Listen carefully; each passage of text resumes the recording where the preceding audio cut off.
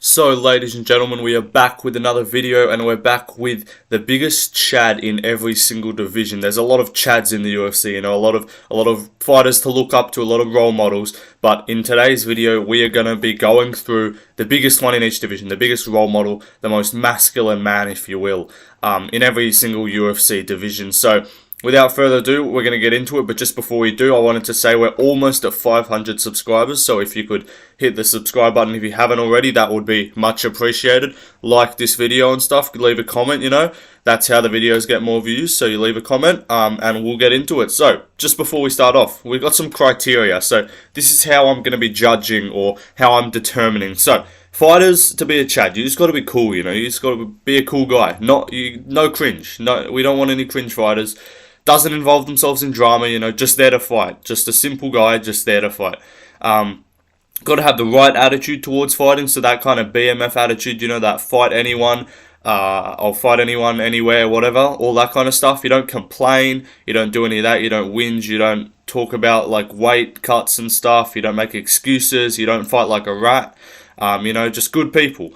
And also, I have to like the person, otherwise they're ineligible. So you guys could disagree with my picks, but that you're objectively incorrect. So let's get into it. And we start off in the Flyweight division, and I think it's Alexandre Pantoja. I think he is the biggest chad at the 125-pound division. So, look, they're all a bunch of victim weights. They're a bunch of victims, but out of all the victim weights, he stands out as the most chad of the victim weights. Like, this guy's 5'5", but he would still fuck up most people in the world. Not me though, I'm just better. But he would still beat pretty much everyone else in the world, even though he's 5'5", and everyone respects him, so that's good. He's a chad Brazilian, He won the belt against Moreno. He's legally got custody over Brandon Moreno as well. That's actually, the courts actually ruled that pretty recently. He's actually now got custody over Brandon Moreno. He's now his son. But yeah, he proved his dad wrong, He told that story about how his dad left. So Chad, man, just lives to prove his father wrong. He's always in fun fights, Look, he does grapple, but he makes grappling fun, He goes for it. He goes for subs. He goes for back takes and stuff. He's not like Islam, who just holds onto the back like a weasel. Pantoja, he's exciting. He has good scrambles. He already basically owns Flyweight. Like, he's got a fight coming up against Brandon Royval, which is a rematch. Like, he's already beat Moreno. He's already beat what's his name? He's beat Manel Cap. He's beat Royval. Like, he basically just owns He's beat Schnell. Like, he basically already just owns Flyweight. So, this guy's going to be a long-reigning champion. He's a chad as well, if I haven't mentioned that already. And yeah, he's a victim weight, but he fights like he's a heavyweight. Like, he doesn't fight like he's a small person. He fights like he's just 3 times your size. So, Brandon Moreno is the son of Alexandre Pantoja. He's never going to win a UFC title ever again as long as this guy exists. If he wants to be nice enough, he'll let Brandon Moreno win a title. He might just leave and, say, here you go, son, you can have your title back, I'll leave. But yeah, chad rating for 8.7 out of 10 for Alexandre Pantoja. We move on to the Bantamweight division. It's Corey Sandhagen. You guys might disagree with this pick, so I had to think long and hard about this one. This was one of the debatable ones, but I look at Bantamweight and I see Sean O'Malley, who's a cuck. I see Aljamain Sterling, who complains. I see Marab, who fights like a gremlin. I see Henry Cejudo, who's just a weird kind of guy. I see, like, Chito Vera, who's pretty based, but, like, I don't know, just something about him. Like, I see, I don't know, who else do we have there? Rob Font, he can't stuff takedowns to save his life, and he missed weight, so that, if you miss weight, you're no longer allowed to be considered a chad. No missing weight over here. But, I've gone with Corey Sandhagen, so this guy, he's got that BMF attitude, he's committed to being the most well-rounded martial artist he can. So yes, that comes with wrestling, and I know the Rob Font fight wasn't the most entertaining, but this guy's still as technical as it gets, he's still as good as it gets, and he's still fun to watch, He doesn't duck opponents, he doesn't complain and say, oh, I'm fighting for the belt, I want to only fight up, He accepted a fight with Umar, ranked number 11, coming off a win over Chito Vera. Like, this guy could have probably just said, nah, screw you, I'm fighting like Aljo or something, or just waiting for a title shot. And he's like, nah, I'll fight Umar Nurmagomedov. Obviously, Umar did pull out because he's a gremlin, and Dagestani fighters pull out if something goes minorly wrong in their training camp. Like, it's not like Umar had like a dislocated shoulder or something. Like, he should have just kept fighting. Just why would you pull out? And now he's saying to rebook that fight. Like, no, piss off. So Corey rightfully said, no, I'm not going to rebook that. That's a good move. You don't need to be overly accepting of the new guys, but like, he dominated the guy that's fighting for the belt right now, that's about to fight for the belt. So he basically, he's just chilling. He doesn't even care that much. He's like, I'll just fight, whatever. I'll fight when I come back. I should earn a title shot. I should already have one. But if I need to fight again, I will. Like, that's a cool guy, we like him. Not like these guys that win one fight and be like, I'm fighting up or I'm fighting for the title. Or like Dustin Poirier, who's just like, none of these guys excite me, man. Justin's a scumbag, man. Like, he doesn't do that. Doesn't complain like everyone else at Bantamweight. Like, you hear all the Bantamweights, they're just making a bunch of noise, they're just trash-talking each other like a bunch of 12-year-old high school students, or primary school kids, And Corey's just chilling there, he's stoic, he speaks well, he's an intelligent human, You might look at him and say, how could this guy be a Chad? He's skinny, but like, he doesn't need to be jacked, he'll still smoke you. So, Corey's cool. I like listening to him talk as well. Like, I listened to his podcast with Joe Rogan. He talks well, he actually knows what he's talking about. He's one of the fighters that's actually, like, intelligent, which is rare. Doesn't have CTE, which helps. He wasn't even happy with the doctor stoppage. He beat Song Yadong because a cut stopped the fight, and he wasn't happy with that, even though he was winning that fight. Like, this guy is someone that you want to be like if you're going to be a fighter. He's just got the right attitude towards everything, Flying knees, his striking's fun as hell. He went toe-to-toe with Peter Yan a while ago, and that was before Yan started, going downhill a little bit. He even apologised for wrestling. Like, he wrestled Rob Font because he tore his tricep, and then he apologised afterwards. Like, what a cool guy, So I'll give Corey Sandhagen a Chad rating of 8 out of 10 for Corey Sandhagen. We move on, though, to the featherweight division, and the Chad here, the biggest Chad in the featherweight division, is obviously Alexander Volkanovski. He's the king of 145. He has custody over the whole division. He's got the best attitude towards fighting, man. Like, a lot of the champions are like, they win, like, one defense, and then they try and go up, Nah, Volk's not about that. Volk beat Holloway 3 times. He basically was just saying, like, I've already beat this guy twice, but, I'll do it again, done. Oh, that was horrendous. I don't know what I did there. I tried to go off onto it. Like, I accidentally merged, like, a Volk impression with, like, I don't know. So that was shocking. Ignore that. But Volk, the whole featherweight division, they're done. They had the chance, and you got smoked, so you're done.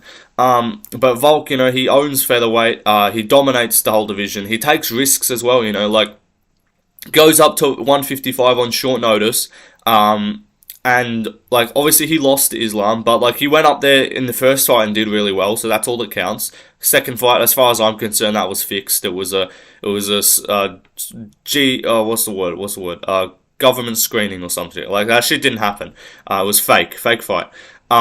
He talks about mental health, like, he's a stoic Chad. He's not afraid to cry on camera, like, this guy. He can let his emotions out, but he'll still smoke you. So Volk's cool, man. He tells everyone to stand up for themselves. He's a featherweight goat and he's a proud Australian, so we love him down here. And he's got a Chad rating of 10 out of 10, of course. Volkanovski, he's the guy that you want to be like. We move on to the lightweight division, and it's Bernard St. Denis, A lot of people might disagree with this pick. They might be like, oh, how's this guy you pick? He's not even in the top 10. Yeah, but like this guy, Bernard St. Denis, he's just really cool, He's a former special forces and he killed terrorists. So like, how can you not be a Chad if you do that? He's just cool. He's a based guy. He's super entertaining to watch. He's a rare French Chad. Most of the French people like Cyril Gane. They don't have the right attitude towards fighting, but this guy does. He calls out everyone. He's not afraid of anyone. He wants to just get to the belt. And he's just a cool guy. He breaks people. His only loss is upper weight class. So as far as I'm concerned, that doesn't count. Slept Matt Favola, who was on a good win streak. He calls out everyone, future champ. He would in fact beat Mateusz Gamrot, that just had to mention that. But yeah, Bernard St. Denis is just a cool guy, He's a guy that you want to be like. He's a proud Frenchman, Whether you want to be a Frenchman, that's beside the point. But he's proud for his nation. He went in the army, He was a special forces guy, which is cool. He's jumped out of planes and stuff, which is kind of Chad. A lot of people in the lightweight division, I think, would be scared of jumping out of planes, but not this guy. He's cool with it. He was talking about on Ariel Helwani's show. He was basically saying like, He did like hostage liberation missions and stuff. Like, this guy's just cool. So got a cool backstory, cool guy, and his sick fighting style. So I want him to go pretty far, and I think he will. So, but St. Denis is the Chad of the lightweight division. We move on to Shavkat Rakhmonov at welterweight. And he's a Kazakh Chad, you know, this guy. He's stoic, he doesn't need to talk much, doesn't really speak fluent English, but he just smokes people. Like, he kills black people, as pictured in the screen, you know, Neil Magny, Jeff Neal, Carlston Harris, you know, they all dead. He killed all of them. Leon's ducking him. Like, look, he doesn't, like, he doesn't speak English, but he doesn't even need to. Like, you just know this guy's cold with it. Like, it's like same kind of thing with Pereira. Like, he doesn't need to speak English, but this guy's just cool whenever he talks, you know. Leon's ducking him, Bilal's ducking him, everyone's ducking him. He's a future champ. He's better than Hamzat in my opinion. Hamzat, as far as I'm concerned, left welterweight because he was scared of Shavkat. He eats horse meat, you know, that's Chad. Who needs this new processed garbage? He's not eating no ham or anything like that. He just eats good quality horse meat. Probably goes out there and hunts the horse himself, you know. He's like that. Traditional kind of guy. Just lives in the mountains of Kazakhstan. Like, he's a cool guy. He's got a cool hat as well. Like, I want one of his hats. If I ever meet Shavkat Rakhmonov, I'm gonna ask for one of his hats. But yeah, he basically rizzed up Lorosenko without even talking to her, as pictured here. Like, he doesn't even need to say anything. She's just like already obsessed with him. Everyone's all scared of him. Like, they don't want to fight him. Wonderboy only accepted a fight with him because he's now ranked above him. Wonderboy actually said in the past, he's like, I'm not fighting this guy. I don't want to fight this guy. He's gonna just take me down. But now because he's ranked above him, he's accepting that fight. So Shavkat, he's awesome. We love Shavkat. 17-0, all finishes as well. He knows he's a Chad. He knows the judges are gonna try and screw him over at some point because he's too good otherwise. So he just won't let the fight go to the scorecards because otherwise he doesn't want to risk, you know, the judges robbing him of a victory. So Shavkat is a cool guy. I'll give him a Chad rating of 9 out of 10. We move on, though, to the middleweight division, and we've got Sean Strickland. Look, this one's up for debate. You could say, is Strickland a Chad, or is he just, like, based? Like, in my opinion, he's both. So I was thinking of putting, like, Drickus or something, but ultimately I've gone with Sean, because he's just a cool guy. He's the guy that you kind of want to be like, you know? He's an American patriot. I'm not even American, but I respect this man's pride towards his nation. But he will still always say the faults he'll still, like, tell everyone what's wrong with America, but he still loves the country, so I respect that, you know. He's got a base Twitter, he says the most outrageous shit, and just no one's going to do anything. He's not scared of being cancelled. He humiliated Izzy, which we all needed to see. He basically exposed him and told everyone that Izzy was a creepy person, which we all knew, but he basically publicised it worldwide. With the help of MMA Guru, you know, that guy did a pretty good job. I don't know if you know MMA Guru, small channel. Go subscribe to him if you haven't already. But yeah, he lives a normal life, you know. He's not like these champions that go out partying and drinking and stuff, buying all these gold jewels and stuff. Like, he's literally the champion of the world. And he's, like, fixing his car and stuff. He's doing, like, work on his own house, like, all this kind of stuff, fixing a boat. Like, he cut his, like, toe while fixing a boat or some shit. Like, this guy's just cool. He lives a normal lifestyle, doesn't promote all the influencer, Instagram, social media bullshit, you know, none of that. He's just a cool guy, you know. He's got the best press conferences as well. So one thing that did take him down just a little notch is the fact that he is a very talkative guy, you know, he's very loud. Typically, you know, the Chads, they stick to themselves. They just like, well, they don't stick to themselves, but they don't need to talk that much. But Strickland, you know, he expresses what's on his mind, so I can respect that. He also has the N-word pass, Sean Strickland does. That's something that just occurs. He just has the N-word pass. And he's actually fighting Dricus du Plessis for custody of Israel Adesanya. Look, Strickland did have custody over Adesanya, but Dricus has actually taken it to the courts and is actually got it in this contract. It's actually signed that the winner of this fight legally owns Israel Adesanya. Sounds kind of weird out of context, you know, owning Adesanya. But it's not racist. Adesanya's Chinese, so, you know, owning a Chinese man, like, what's wrong with that? What the fuck am I talking about? What else do we have here? He uses a Philly shell in MMA, doesn't even need to use the most effective style of fighting, he just still wins, like, that's pretty cool. He's gonna save Canada. You know, he's going there in January to liberate the soy Canadians. Maybe, you know, I did my ranking countries video. They've got no ranked fighters, as I mentioned. Maybe Sean Strickland can pump some testosterone into the fucking air over there and get some fighters going, because right now it's can't speak. Canadian MMA is in the bin right now. So he's gonna go save Canada, and he's like the realest fighter on the roster, you know, like all these other guys, they're scared of like saying what they really think. He'll just say it. He'll just openly just say what's on his mind, and I respect it a lot. So 9.7 out of 10 is the Chad rating of Sean Strickland. We move on to the light heavyweight division, and it's Jiri Prochazka. So despite his loss at UFC 295 over the weekend, Jiri Prochazka is a Chad. He's the biggest Chad at light heavyweight.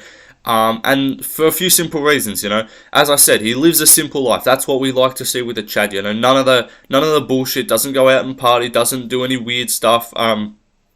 He just lives his life.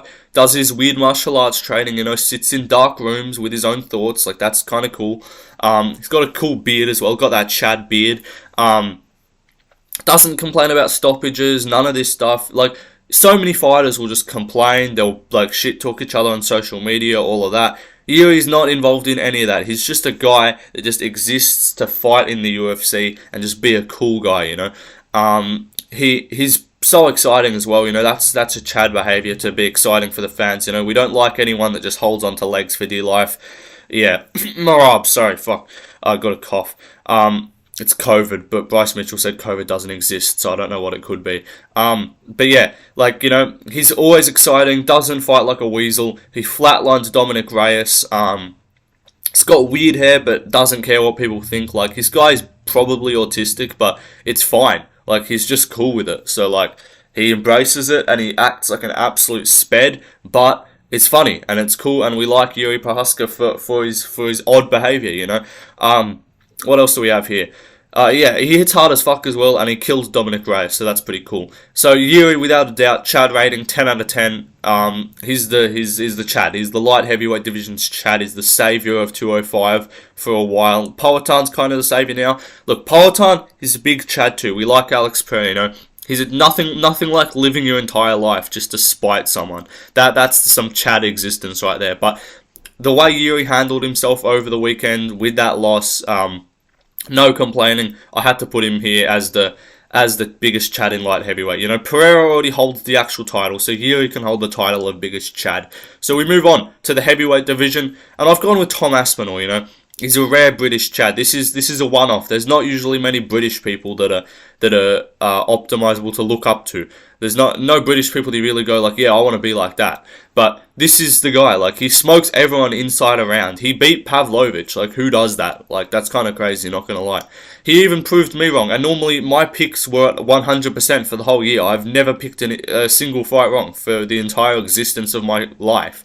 But I picked Sergey Pavlovich, so fair play. Tom Aspinall, you know, you proved me wrong. That's the ultimate litmus test. If you can prove me wrong, then you're automatically a Chad. He dedicated the belt to his dad. You know, that's cool behavior. He's funny, speaks well. He beats John Jones as well. Like, Jones is scared of him. That's why he's going to leave after he beats Grandpa Stipe. Only fighter to come back better after an ACL tear. Like, this guy's unbeatable post ACL surgery. Fuck Silgan as well. You know, he made fun of Silgan, and rightfully so. He's basically like, well, screw you. If you're not gonna, if you're not gonna accept my call out, I flew all the way out to France to watch you fight, and I was gonna call you out, and we're gonna do a little build up. Silgan says no, and now he's calling him out once he's won the belt. So piss off, Gan. Like, go back to eating your baguettes, you French fuck. But yeah. White excellence, like, you know, we're doing it for the whites here. We got some white champions, pretty much every division's champion except for Leon Edwards and I guess Pantoja. We're all white. The whites are dominating the sport, you know. Back to the good old days. Fun champion, also insulted his opponent in Polish. That's Chad, you know. A Chad shows respect to his opponent by speaking in his own language, you know. Doesn't need a translator or anything like that. So Tom Aspinall, 9.3 Chad rating out of 10, but ladies and gentlemen, that is the video done, guys. Thanks for watching. Like and subscribe. I hope you enjoyed the video. In the comments, let me know who you guys think. I'm open to debate here. Yes, I'm aware. Before you spam in comments and tell me I'm copying Bedtime MMA, I know he did this video. I didn't rewatch it and steal all his picks. I know he did this video, but I'm still gonna make it. So yeah. Anyway, subscribe. Otherwise, John Jones will be under your bed tonight. Yeah. Peace out, everybody. Love you. Well, that's weird. Pause.